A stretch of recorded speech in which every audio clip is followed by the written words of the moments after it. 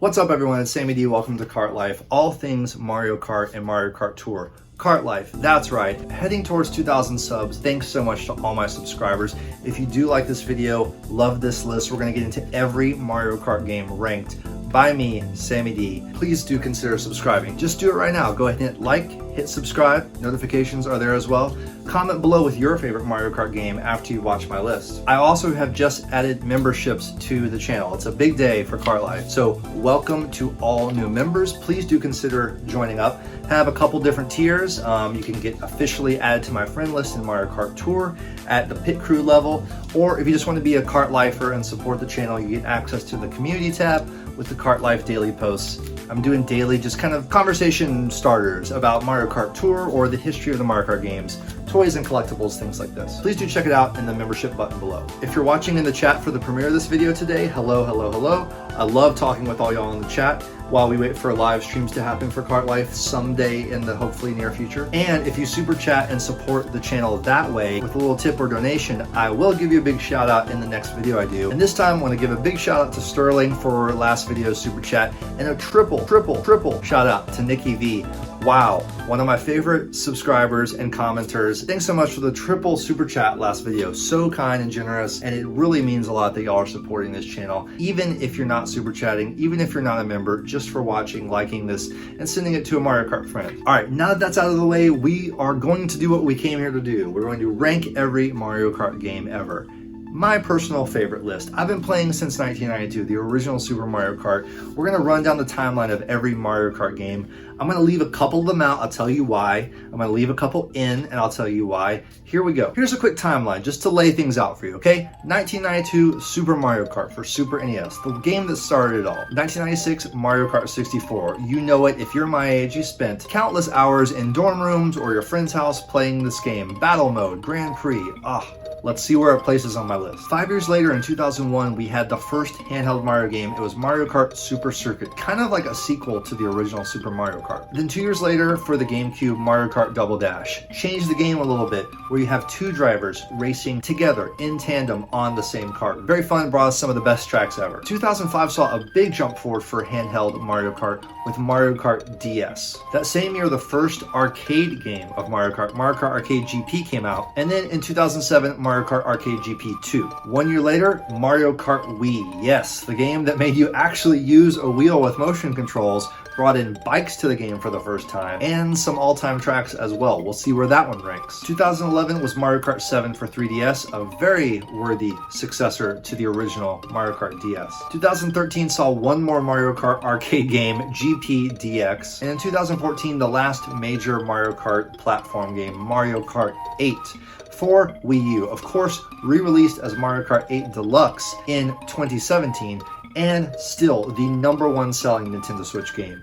Even more than Breath of the Wild. This game is still selling like hotcakes, and I don't know when we're gonna have Mario Kart 9 or 10 or Ultimate or whatever is gonna be next. That'll be another video. But in the meantime, 2019 Mario Kart Tour. And let me just get this right out of the way right now. I am absolutely including Mario Kart Tour in my list of all-time Mario Kart games. I consider it an official mainline Mario Kart game. It's my list, my rules, that's what I say. And I think a lot of you guys might agree. There's a lot of worthy, valid reasons why I want to put this game in the list with all these others. We'll see where it ranks. Stay tuned. What I won't be including is the 3 Mario Kart arcade games. They're just such a different beast. And a note on them, I remember when the first one came out, I was going to all the movie theaters trying to find it, pumping in tons of quarters to try to advance as far as I can the game.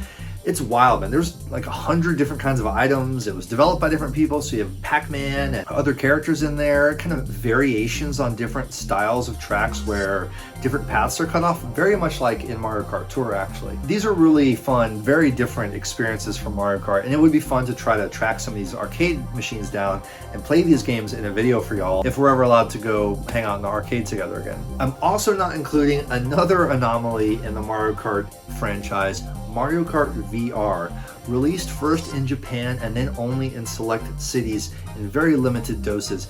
I was actually able, yes, I'm proud to say, to play and win Mario Kart VR on a trip to Tokyo. I could not miss this opportunity to make sure I could claim that I have played and dominated on every Mario Kart that has ever come out. It was so much fun, man. This Mario Kart VR is only a teaser of what the VR capabilities could be for a Mario Kart game, but man, it was so short. It only lasted like 3 minutes, but it was incredible. There's really no way to describe it until you play it for yourself. So I'm leaving this one off the list as well. The arcade games and the VR Mario Kart are out. They are not official Mario Kart games for me. Mario Kart Tour is in. Those are the rules. It's my list. That's the deal. Take it up with me in the comments if you disagree. All right, let's get to the ranking. That leaves us with 9 Mario Kart games. We're going to count down from number 9 to number 1. My favorites, the best. Here we go. Number 9. We got to start off the list at the bottom with Mario Kart Super Circuit. Unfortunately, that's just the way it goes. It was the first handheld game. It was kind of a sequel to Super Mario Kart in that you're on this flat plane, kind of the same exact mechanics and jumping and drifting style of the original Super Mario Kart, even though it came after Mario Kart 64 in the timeline. Used some of the Mario Kart 64 sprites, so there's not a lot new that it brought to the table. One cool thing about it, it did add the Retro Cups for the first time. Mario Kart 64 didn't have that. So in the Retro Cups in Super Circuit, you actually could play through the entire original Super Mario Kart game, all on a handheld. And the little Game Boy Advance cartridge you could pop into your DS and play. And I still do. That's actually where I played it for the first time. I somehow missed it the first go around, or maybe I played it a little bit. But I didn't really get into it until the DS came out and I could actually take the thing around with me. It did have some cool concepts for locations like Luigi's Circuit, It's Raining. I really loved that. You have Riverside Park, Sunset Wilds is I know one that a lot of people like, just because the setting is a little bit different. Cheeseland, I don't get this one at all. I didn't love seeing it remade in Mario Kart 8. I did love seeing Ribbon Road come back to Mario Kart 8 Deluxe because that one was totally transformed. In the original, again, a flat plane, so you can't really tell what is this setting. It could kind of look like a kid's room, but Mario Kart 8 Deluxe really took it to the next level, and Ribbon Road's an all-time track. Spoiler alert for when I do my track list. So yeah, not a lot to say here. Fun fact though, it was the last time Peach had her hair all the way down while playing Mario Kart. I guess Peach Wintertime kind of has her hair down, so maybe Mario Kart Tour is shaking it up now. But anyway, she rocked the ponytail from that point on, is my point. Okay, next up, number 8. It's Mario Kart Double Dash. Go easy on me. I know. A lot of people have this one at the very top of the list. I love Mario Kart Double Dash. I love all of these games. Let's talk about the pros. Obviously, racing in pairs is a totally cool twist that was really fun. You could even do this little shimmy move to the side. You had special items for each character like Yoshi's egg, Bowser's shell, things that have made it all the way through into Mario Kart Tour now. What a cool idea to bring to the game. We even had the Chain Chomp as an item, which I would love to see come back. And for the first time in Mario Kart, we had different carts. All these different custom kinds of carts, a lot of which have still made it into Mario Kart Tour. The Turbo Yoshi, the DK Jumbo, the Barrel Train. And you had awesome new unlockable characters. Petey Piranha, King Boo, Diddy, Bowser Jr., and Paratroopa, still missing from Mario Kart Tour, by the way. And you really do have some like all-time tracks here. Dino Jungle, Daisy Cruiser, Peach Beach, DK Mountain, absolute all-timer. Waluigi Stadium, one of my favorites. Baby Park, Hall of Fame track, without a doubt. Cool little overlap with Mario Sunshine in this game a little bit. You have some Piantas and Nokis in the background. And a bonus game of Shine Thief. Fun little fact, Toadsworth makes a cameo here, driving the little parade car at the end. I don't know, I love Double Dash, and there's so many new cool things, but for some reason, when I go back to it, the play control is a little bit different in a way that just, to me, does not hold up quite as well. So many great tracks, and the tracks are really the highlight of this game for me. This one being down at number 8 is not a knock on Double Dash. It just, for me, I did not love it as much as some of the other ones we have coming up. So, okay, I hope everyone's recovered from that. I know there's a lot of Double Dash fans out there. It's gonna be okay, I promise you. Number 7 is Mario Kart DS. Obviously, I think Mario Kart 7 for 3DS, it was a major improvement on this one, so this one's going to be a little bit lower, and we'll get to 3DS in a minute. But, okay, awesome handheld Mario Kart game. You have the top and bottom screens. The bottom screen shows the map with your little overhead icon. It was really cool. Dry Bones as a racer. Come on. Rob. Oh my gosh, all-time fan favorite Mario Kart character that we desperately need in Mario Kart Tour. The introduction of the blooper item, which has stayed ever since, and Bullet Bill actually. Drafting, now it's called slipstreaming. It used to be called drafting, was introduced, where you're behind a racer and you catch their slipstream and get a little boost. That was here for the first time, and you could actually power slide and sneak through the entire level. It was a little bit broken, but it made for a really fun game, an awesome handheld Mario Kart game. So we know tracks like Luigi's Mansion, Waluigi Pinball, DK Pass, but there's some great other ones we have not seen in Mario Kart Tour, for example, Tick Tock Clock Airship Fortress, Peach Gardens, and Delfino Square, one of my favorite tracks ever. The tracks in this game are incredible. Tons of karts we know of now that have stayed in the games. The B-Dasher, Royale, Streamliner, Mushmallow. Some really cool things in this game too. The mission modes were so awesome. It's very much like the bonus challenges of Mario Kart Tour, but so much better. They had these mission modes where you could actually go fight bosses and do these cool little challenges that were not a normal race. It's one of my favorite things they've ever done in Mario Kart. I love the mission mode so much. Another amazing thing in this game, you could do a custom emblem, designing it pixel by pixel that appeared on your kart. Mine was the feather, my favorite item from the original Super Mario Kart. Rest in peace, feather. Please come back. Star rankings were introduced, so you're starting to get where there's a more detailed achievement system to grade how well you scored based on your item usage and your place in the game. Of course, now we have massive point systems with Mario Kart Tour, but this is where star rankings were first introduced. You got some bragging rights for getting all stars. Let's see, they also had the first Wi-Fi multiplayer introduced with this game and local play. You could play locally with someone even if you didn't have the game, and you would race as like a different colored Shy Guy. Little fun fact for this game, Birdo, Toadette, and actually EGAD were considered as drivers. They didn't make the cut. Number 6, I'm going right into Mario Kart 7. Yes, the next DS, 3DS in this case, portable handheld Mario Kart game that really built off of Mario Kart DS in an amazing way. Gliding came to Mario Kart for the first time, never to go away after that. You could change your wheels and customize your kart for the first time. This came out after Mario Kart Wii, but they actually had to remove the bike elements for space and additional characters they wanted to include. But you had racer debuts for Metal Mario, Lakitu, Shy Guy, Wiggler, and Honey Queen, who apparently replaced Waluigi after he had already appeared in DS. The Fire Flower came into the game, fine. The Super Leaf with a raccoon tail, not a great item, but what made up for that was the introduction of the Lucky 7, which then became the Crazy 8 in Mario Kart 8, now back to the Lucky 7 from Mario Kart Tour. But what a fun idea for an item, this spinning roulette of 7 different high-powered items all hitting at the same time. Coins came back to Mario Kart in this game for the first time since Super Circuit. Coins scattered on the ground, and this affected your race a little bit. And then so many more great tracks. So many great tracks came from both of the DS games.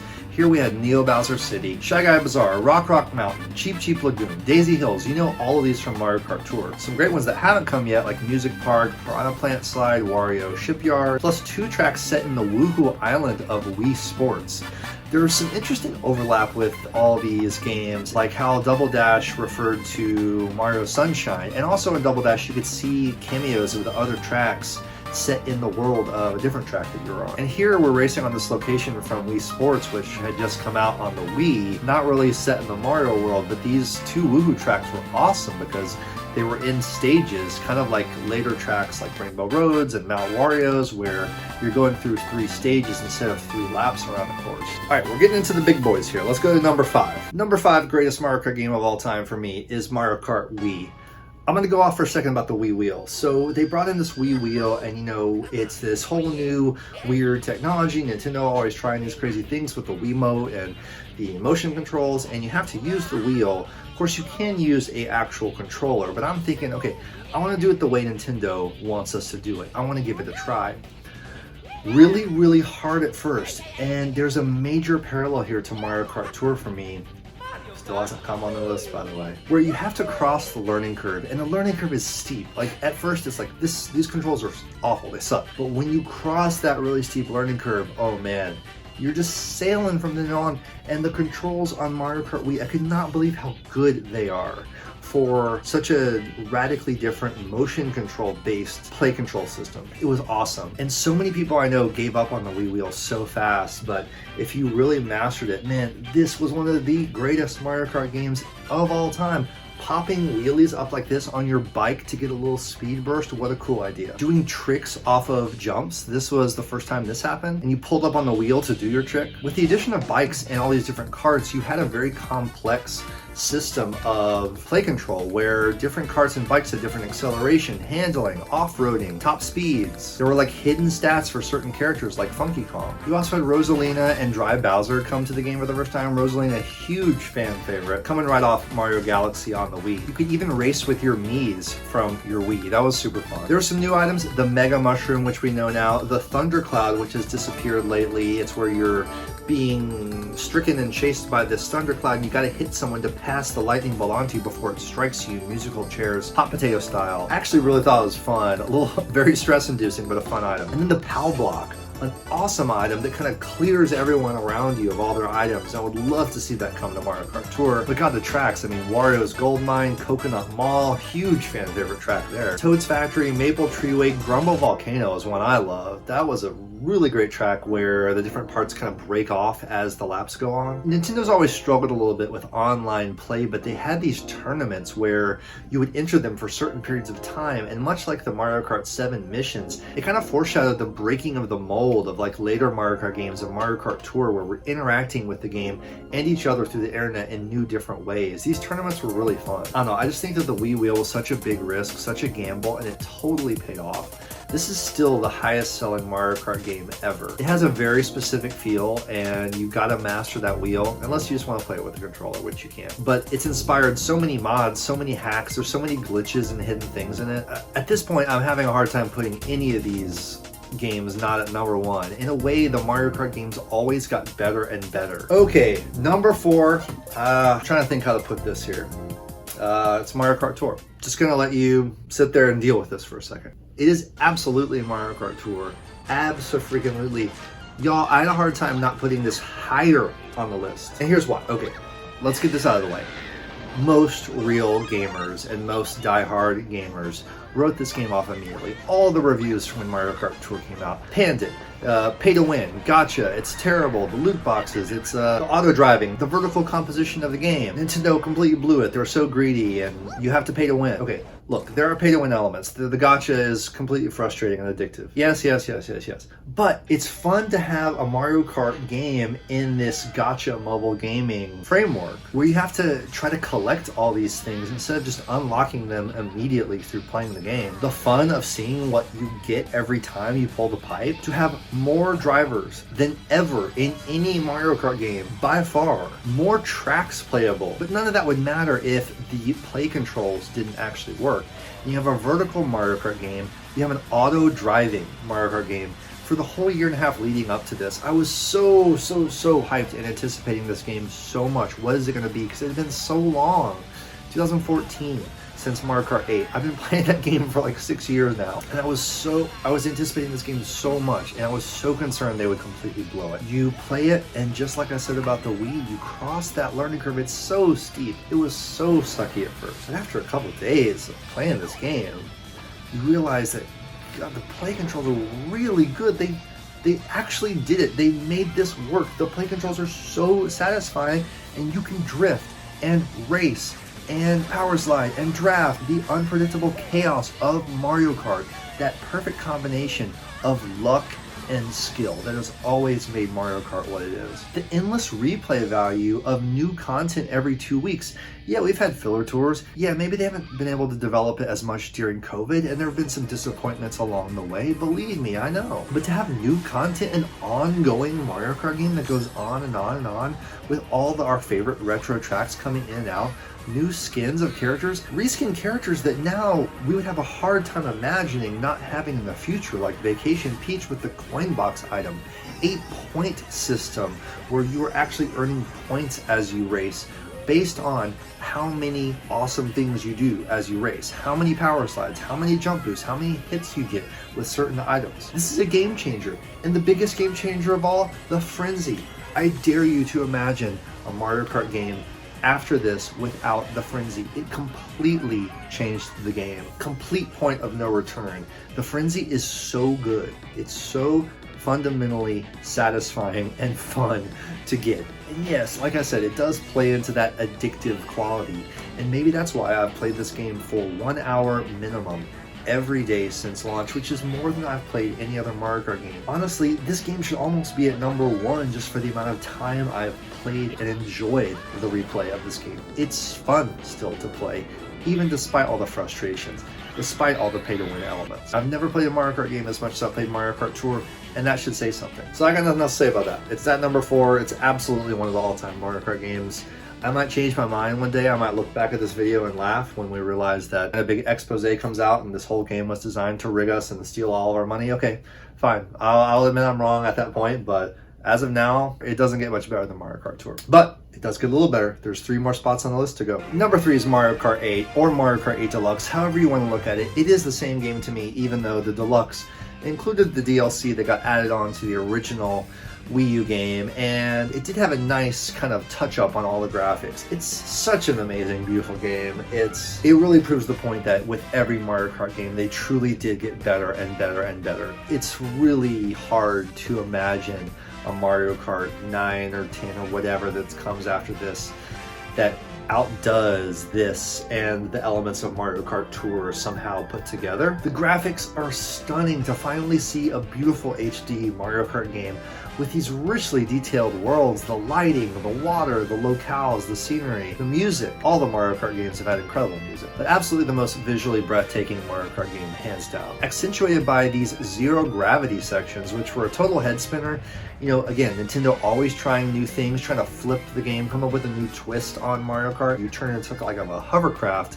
And a cool thing about this is when you knock each other, you get a little spin boost. It's very satisfying when you're playing it. Some all-time tracks: Sunshine Airport, Thwomp Ruins, one of my favorites, Electrodome, Mount Wario. It was particularly cool to see a lot of retro courses that we know from earlier games rendered in this new beautiful HD style, like Donut Plains and Toad's Turnpike. Seeing Royal Raceway again like this, and another personal favorite, like I said before, Ribbon Road, where you're shrunken down into a miniature kids room toy track.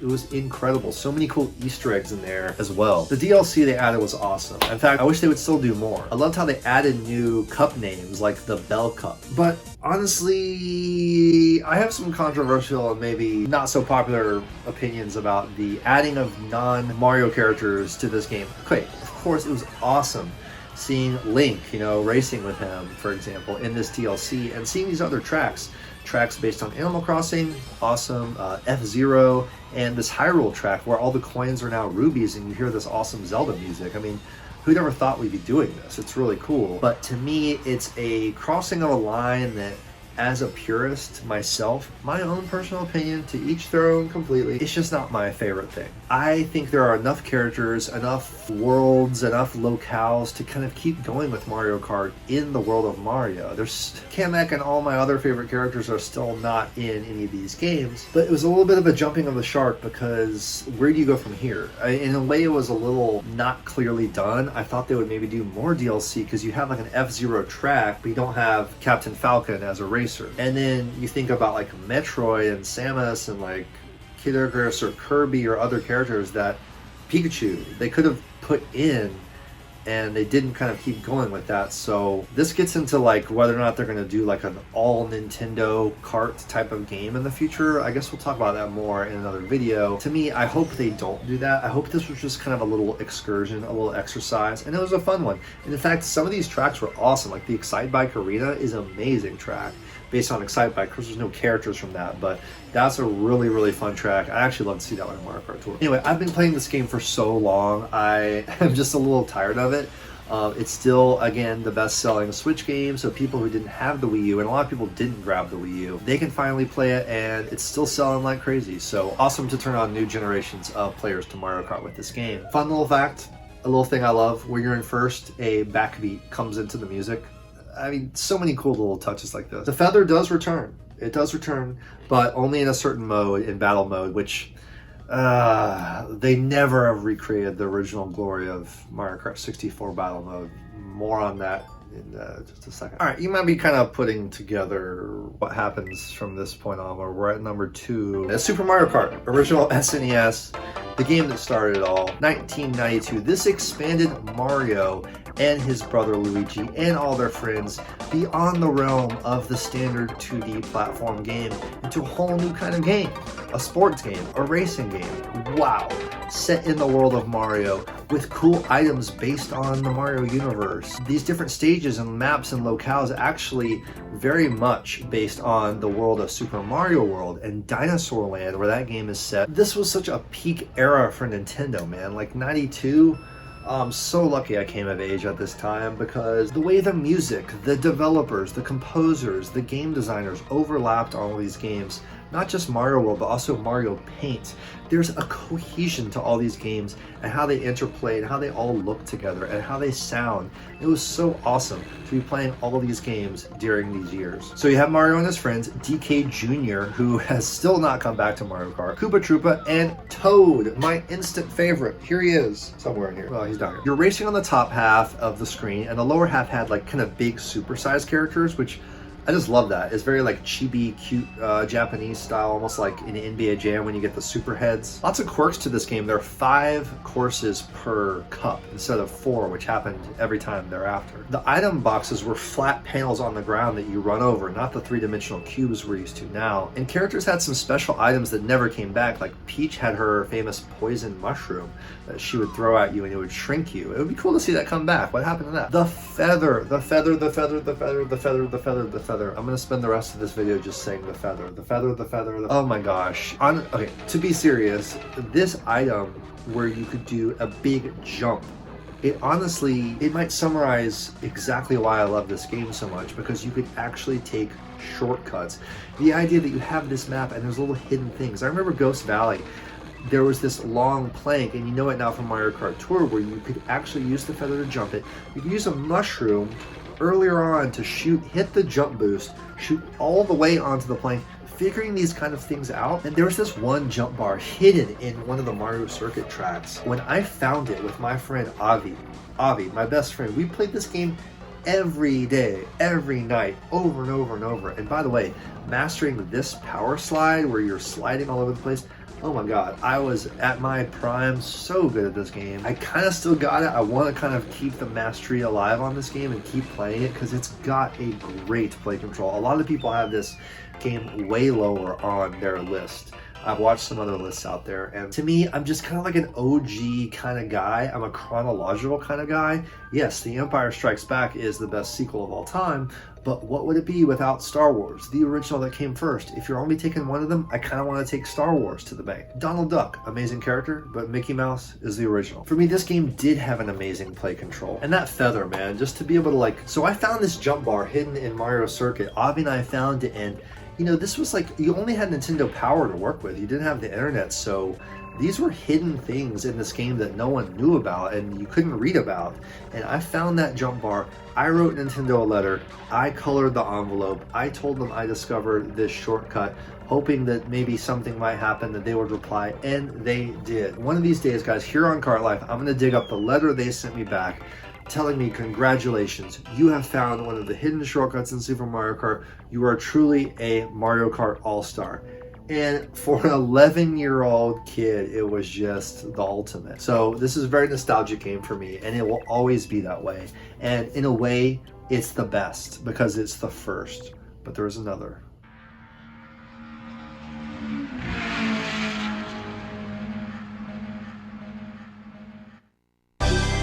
Welcome to Mario Kart!